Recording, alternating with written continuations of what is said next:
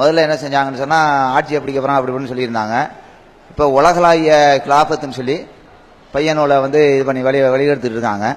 எப்படின்னு சொல்றாங்கன்னு சொன்னா, ரசூல்லா எப்படி மதீனாவை வந்து தங்களுடைய ஆட்சியின் கீழே கொண்டாந்தாங்களோ, அதாவது 20% இருந்த மதீனாவை தங்களுடைய ஆட்சியின் கீழே எப்படி கொண்டாந்தாங்களோ அதே மாதிரி இந்த உலகத்தை நாங்கள் கிலாஃபத்துக்கு கொண்டு வர போறோம் அப்படிங்கிறதாக மக்கள்கிட்ட என்ன செய்றாங்க, வந்து வாய்க்கு நேரடியாக சொல்லி நாங்கள் வந்து வெப்பன்ஸ் எல்லாம் இல்லாமல் அணுகுண்டு அது இல்லாமல் இல்லாமல் ரசூல்லா செஞ்ச மாதிரி நாங்கள் செய்ய போகிறோம், இது குர்ஆன் ஹதீஸ்ல உள்ளது தான் அப்படின்னு சொல்லி பிரச்சாரம் பண்ணிட்டு இருக்காங்க.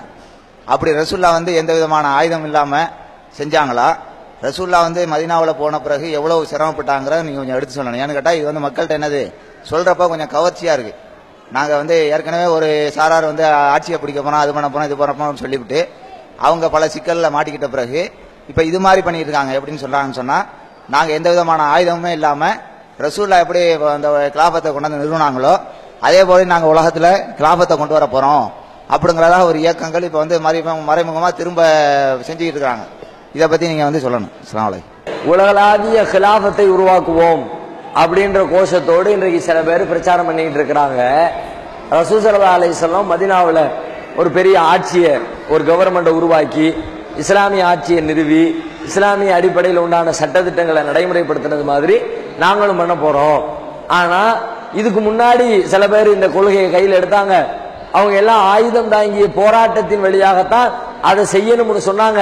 நாங்க அப்படி சொல்லல, போராட எல்லாம் தேவையில்லை, ரசூல்லா பண்ணின பாலிசியிலேயே போய் நம்மளும் அதை பண்ணிடலாம்னு சொல்றாங்களே, இது சம்பந்தமா விளக்குங்க அப்படிங்கிறாங்க. உண்மையிலே நபிகள் நாயகம் ஸல்லல்லாஹு அலைஹி வஸல்லம் இருந்தாலும் சரி, அவர்களுக்கு முன்னால் அனுப்பப்பட்ட எந்த தூதரா இருந்தாலும் சரி, ஒரு ஆட்சி அதிகாரத்தை உலகத்தில் உருவாக்க வேண்டும் என்ற நோக்கத்தோடு எந்த தூதரையும் அல்லாஹ் உலகத்துக்கு அனுப்பவே இல்லை. ஒரு முஸ்லிமுடைய நோக்கம், ஒரு முஸ்லிம் அமைப்புகளுடைய நோக்கம், ஒரு கவர்மெண்டை உருவாக்க வேண்டும் என்ற நோக்கத்தோடு யாரும் செயல்பட தேவையே கிடையாது. ஏன் அப்படின்னா, உலகத்துக்கு அனுப்பப்பட்ட எல்லா சீர்திருத்த தூதர்களும் அவங்க உலகத்துக்கு எதனால அனுப்பப்பட்டாங்க, அனுப்பினவங்க வந்து என்ன செஞ்சாங்க என்பதை சொல்லும் பொழுது ஒவ்வொரு நபிமார்களும் தன்னுடைய சமுதாய மக்களை அழைச்சி, யா கௌமி அபுதுல்லாஹ் மாலக்கும் மின் இலாஹின் கைருஹு, எனது சமுதாயமே நீங்கள் அல்லாஹ்வை மட்டுமே வணங்குங்கள், அவனுக்கு யாரையும் இணையாக்காதீர்கள்.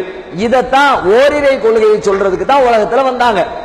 அப்படி சொல்லும் பொழுது சில நேரங்களில் சில நபிமார்களுடைய கையில ஆட்சியும் கொடுக்கப்பட்டது. ஆட்சி கொடுக்கப்பட்டதுனால அந்த ஆட்சி கொடுக்கப்பட்ட நபிமார்கள் அதை பயன்படுத்தி ஆட்சியும் செஞ்சாங்க. அது ஒரு சில நபிமார்கள் தான். பெரும்பாலான நபிமார்கள் அவங்க ஏகத்துவ பிரச்சாரத்தோடு முடிச்சுக்கிட்டாங்க. அவங்க கையில ஆட்சி ஒப்படைக்கப்படல. ஆட்சி இல்லாமலேயே கடைசி காலம் வரைக்கும் இருந்து மரணித்த இறை தூதர்கள்லாம் ஏராளம். பல நபிமார்களுடைய வரலாறு குர்ஆன் சொல்லுகிறது. உதாரணமா மூசா நபிக்கு பிறகு ஒரு நபியை அல்லாஹ் அனுப்பி விடுறான். அந்த நபியை பத்தி குர்ஆன்ல பேசுகிறான். அலம் தர இலல் மலை மின் பனி இஸ்ராயீல மின் பாதி மூசா, மூசாவுக்கு பிறகு பனு இஸ்ரவேல் சமுதாயத்தில் அனுப்பப்பட்ட ஒரு இறை தூதரை பற்றி உங்களுக்கு தெரியுமா கேட்டுட்டு அல்லாஹ் சொல்றான். அலம் தர இலல் மலை மின் பனி இஸ்ராயீல மின் பாதி மூசா இது காலூலி நபியின் லஹு முபஅஸ் லனா மலிகன் நுகாத்தில் ஃபீ சபீலில்லாஹ். அவங்க வந்து அந்த சமூகத்தவர்கள் பனு இஸ்ரவேலர்கள் தங்களுடைய நபியிடத்துல கேட்டாங்க, அல்லாஹ்விடத்துல துஆ செஞ்சு எங்களுக்கு ஒரு மன்னரை ஏற்படுத்தி தருமாறு அல்லாஹ்விடத்துல துஆ செய்யுங்கன்னு கேட்டாங்க அப்படின்னு ஒரு வரலாறு வருகிறது. அதுல இருந்து என்ன விளங்குதுன்னா, ஒரு நபியிடத்துல போய் ஒரு மன்னரை அல்லாஹ்விடம் இருந்து கேட்டு வாங்குங்கன்னு சொன்னா அந்த நபி மன்னரா இல்லாம இருந்திருக்காங்கன்னு விளங்குதுல. நபியே மன்னரா இருந்தா இன்னொரு மன்னர் எதுக்கு மக்கள் கேட்கிறாங்க? அந்த நபி மன்னரா இல்ல, அதனாலதான் வேற ஒரு மன்னரை கேளு, நீங்க நபியா இருங்க, ஏகத்துவ பிரச்சாரத்தை பண்ணுங்க, மன்னர் வந்து ஆட்சி பண்ணட்டும், அரசியல் வேலையை பார்க்கட்டும் என்று சொல்லி அவங்க வேறொரு மன்னரை கேட்டார்கள் குர்ஆன் சொல்கிறது. இப்படி பல நபிமார்கள் எந்த ஒரு ஆட்சி பொறுப்புமே இல்லாமல் வாழ்க்கையை வாழ்ந்து முடித்திருக்கிறார்கள். சுலைமான் அலைஹிஸ்ஸலாம், தாவூத் அலைஹிஸ்ஸலாம், நபிகள் நாயகம் ஸல்லல்லாஹு அலைஹி வஸல்லம் இப்படி 1-2 பேர் மாத்திரம்தான் ஆட்சி அதிகாரம் வழங்கப்பட்டாங்க. அப்ப ஒரு முஸ்லிமுடைய நோக்கமும் பிரச்சாரமும் எதை நோக்கி இருக்கணும் என்பதை நபிமார்களுடைய வருகை நமக்கு சொல்கிறது. ஏகத்துவத்தை உலகத்துக்கு சொல்வதுதான் ஒரு முஸ்லிமுடைய நோக்கமா இருக்கணும். அப்படி சொல்லும் போது கிலாபத்து கிடைச்சா அதையும் சேர்த்து வச்சுக்க பயன்படுத்திக்க வேண்டியதான்.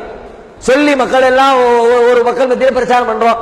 இப்ப இந்தியாவில ஏகத்துவத்தை சொல்லிக்கிட்டே இருக்கிறோம், எல்லாரும் ஏகத்துவத்தை ஏத்துட்டாங்க, எல்லாருமே முஸ்லிமா மாறிட்டாங்க. அப்ப இஸ்லாமிய கவர்மெண்ட் உருவாயிருந்தானே, டோட்டலா இந்தியாவில் இருக்கிற எல்லா மக்களுமே முஸ்லீம் ஆயிட்டா இங்க வரக்கூடிய ஜனாதிபதி பிரதமர் எல்லாரும் முஸ்லீமா இருப்பாங்க.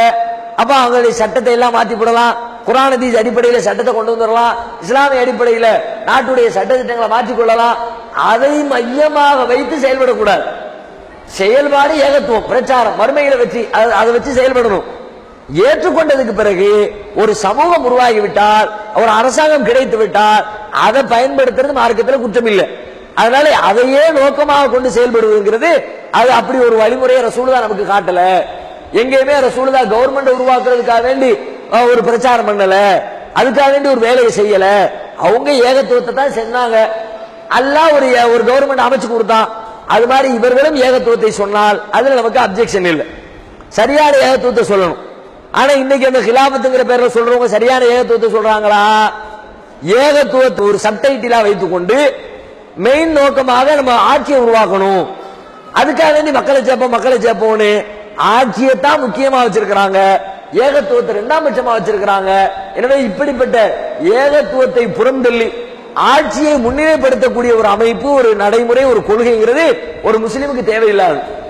ஏகத்துவத்தை முன்னிலைப்படுத்தி ஆட்சியை இரண்டாம் நிலையில கொண்டு வந்து வச்சால் தாராளமாக வரவேற்கலாம். நல்ல மக்களாக, நல்ல கொள்கையுடையவர்களாக, நம்மை விட சிறந்த செயல்பாடுகளோடு அவர்கள் செயல்பட்டால் அவர்களோடு சேர்ந்து நாமும் செயல்படுவதில் நமக்கு எந்த மாற்று கருத்தும் இல்லை. ஆனால் இன்றைக்கு அவர்கள் அந்த தரத்திலே இல்லை. என்னுடைய